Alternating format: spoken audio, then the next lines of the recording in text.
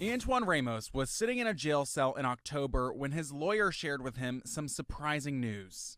And he gave me an option, either to stay in jail or to come home and take this program. That was how Ramos was introduced to one of the state's community justice support centers, places that offer therapy, job training, drug screening, education, and more. Ramos says it's changed the course of his life. It was a lot of inner work that I really want to be doing on myself so that I can deal with society, so that I can be in society and be a good citizen. Focusing on rehabilitation, judges have been sending more people on probation or pretrial to these centers, which are coordinated by the Office of Community Corrections. That is one of the ways that Massachusetts has changed the way it thinks about prisons and correction.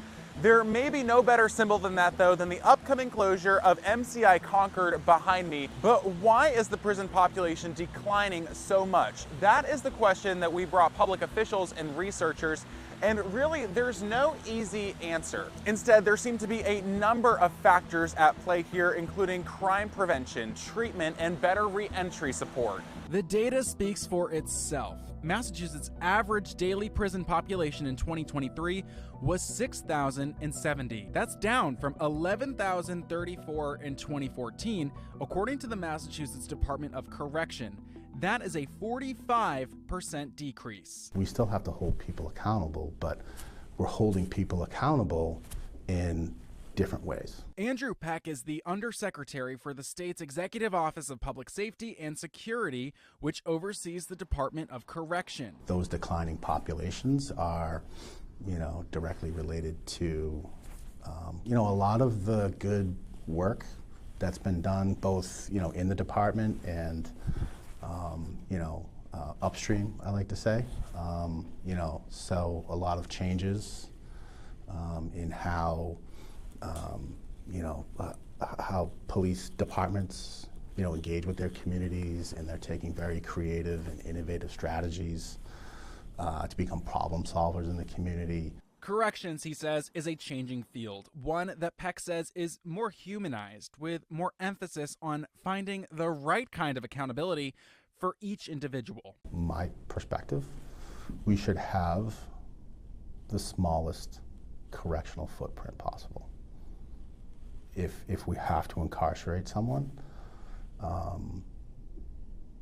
they should be the right person, So I think that's one thing that Massachusetts has gotten right, is as opposed to a lot of other states. We hold people accountable, but we understand that there are different pathways to that accountability, and we don't have to incarcerate someone to hold them accountable. For those who are incarcerated, efforts to incorporate education, substance abuse treatment, and housing aid upon release contribute to a low recidivism rate in Massachusetts, Peck says, another factor driving down prison populations. The benefit of having the reduced population is we can actually spend and concentrate, more time and attention on people's needs. And they create, like I said, a safer, healthier environment. A recent study from the Department of Correction showed that people were less likely to reoffend when they were provided with services like substance abuse treatment and education. Nearly 20% of people who didn't receive those services and needed them reoffended. For those who got those resources, the recidivism rate was 7.8%. And we had one of the lowest incarceration rates in the country before 2018. After 2018, it fell even further and sharper. Ben Foreman is research director at Mass Inc., a public policy organization based in Beacon Hill that recently released a study looking at falling incarceration rates after 2018's sweeping criminal justice reform in Massachusetts. We found that most people who are going to prison in Massachusetts had been there several times before. It didn't take those first few times, so there was more crime and victimization happening, and there was heavy costs to the state. So there was a lot of effort to look at how we could do a better job rehabilitating people who come in contact with the criminal justice system. The new approaches of the 2018 legislation included decriminalizing some minor offenses, reducing fines, expanding diversion programs for people with behavioral health issues, helping people return to their communities after serving time, and more. Foreman says the changes have been a success with data to support that. And now we have undisputed the lowest incarceration rate in the United States. We also have significantly lower crime. Nationally, the violent crime rate held steady from 2012 to 2022, according to FBI data. That was as Massachusetts' rate dropped from 407 per 100,000 people, above the average, down to 322, far below the average. A common theme across state agencies seems to be helping justice-impacted people, which is a term becoming more common in corrections, find the tools that they need to succeed.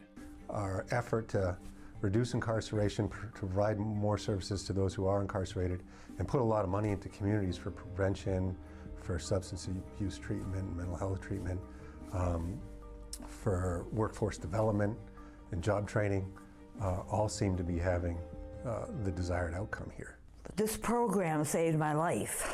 Joanna Cataldo is in programming at the Community Justice Support Center in Haverhill at the direction of the court, like Antoine Ramos, who we already met. She says she fell into drug use after the death of her mother around 20 years ago. But 7 months ago, a judge sent her here. I was on the street, running around, doing drugs, getting in trouble. I'm 61 years old, and I'm done. I'm done with the streets. I'm done with getting in trouble. And like I said, this program saved my life. Cataldo says here, there's no shame.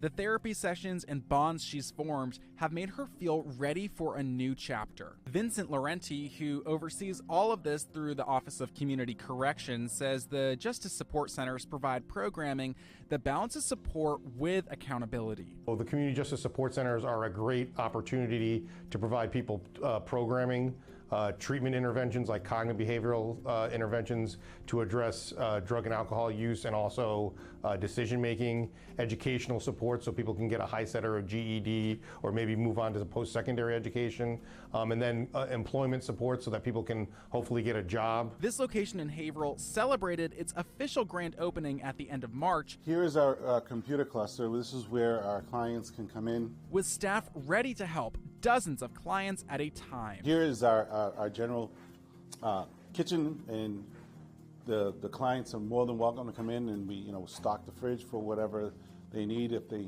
they need to have a meal, provide that for them here. We can use resources like what we have here to help people truly habilitate and rehabilitate rather than again placing people in secure facilities where they're not maybe necessarily making the progress that they could make if they stayed in the community and kept those connections that they need to have in the community intact. Clients just like Ramos, who's had time to self-reflect and work through trauma from his past. After this, I do see me going back into the community, doing motivational speaking, talking to people, talking to the youth, and helping them navigate, because that's what I needed, and I would have wanted someone to help me, but now I got people to help me.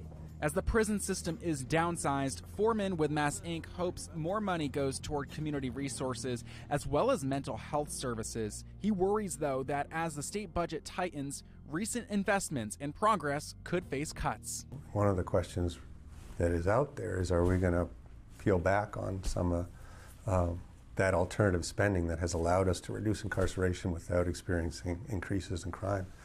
And those kinds of budget items are the ones that have often been cut disproportionately in tighter fiscal times.